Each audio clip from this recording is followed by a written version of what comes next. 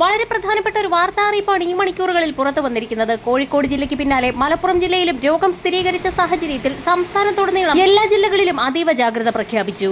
97% മരണനിരക്കുള്ള രോഗമായതിനാൽ തന്നെ പൊതുജനങ്ങൾ അതീവ ജാഗ്രത പാലിക്കണം. അതിശക്തമായ പനി, ശരീരവേദന, ഛർദി എന്നീ ലക്ഷണങ്ങളോടുകൂടിയായിരുന്നു ഒട്ടുമിക്ക ആളുകളെയും ആശുപത്രിയിൽ പ്രവേശിപ്പിച്ചത്.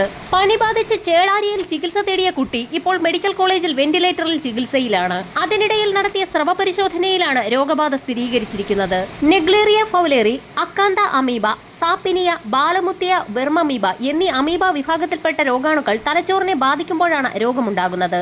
മൂക്കിനെയും മസ്തിഷ്കത്തെയും വേർതിരിക്കുന്ന നേർത്ത പാളിയിലുള്ള സുഷിരങ്ങൾ വഴിയോ കർണപടലത്തിലുണ്ടാകുന്ന സുഷിരം വഴിയോ അമീബ തലച്ചോറിലേക്ക് കടക്കുകയും മെനിഞ്ചോ എൻസെഫലൈറ്റിസ് ഉണ്ടാക്കുകയും ചെയ്യുന്നു.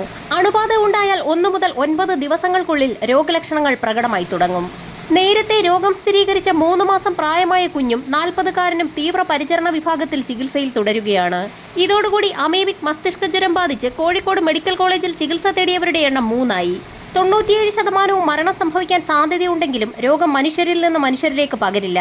വെള്ളത്തിലിറങ്ങുമ്പോൾ അടിത്തട്ടിലെ ചെളിയിലുള്ള അമീബ വെള്ളത്തിൽ കലങ്ങുകയും മൂക്കിലൂടെ ശരീരത്തിൽ പ്രവേശിക്കുകയും ചെയ്യും. തീവ്രമായ തലവേദന, പനി, ഓക്കാനം, ഛർദി, കഴുത്ത് തിരിക്കാൻ ബുദ്ധിമുട്ട്, വെളിച്ചത്തിലേക്ക് നോക്കാനുള്ള ബുദ്ധിമുട്ട്, കുഞ്ഞുങ്ങളിൽ ഭക്ഷണം കഴിക്കാനുള്ള വിമുഖത, നിഷ്ക്രിയരായി കാണപ്പെടുക, സാധാരണമല്ലാത്ത പ്രതികരണങ്ങൾ എന്നിവയാണ് ലക്ഷണങ്ങൾ. രോഗം ഗുരുതരാവസ്ഥയിലായാൽ അപസ്മാരം, ബോധക്ഷയം, ഓർമ്മക്കുറവ് എന്നിവയുണ്ടാകുന്നു. രോഗലക്ഷണങ്ങൾ പ്രകടമായാൽ എത്രയും വേഗം തന്നെ ചികിത്സ തേടണം. കെട്ടിക്കിടക്കുന്ന വെള്ളത്തിൽ കുളിക്കുകയോ നീന്തുകയോ ചെയ്തവർ ആ വിവരം ഡോക്ടറെ അറിയിക്കേണ്ടതാണ്.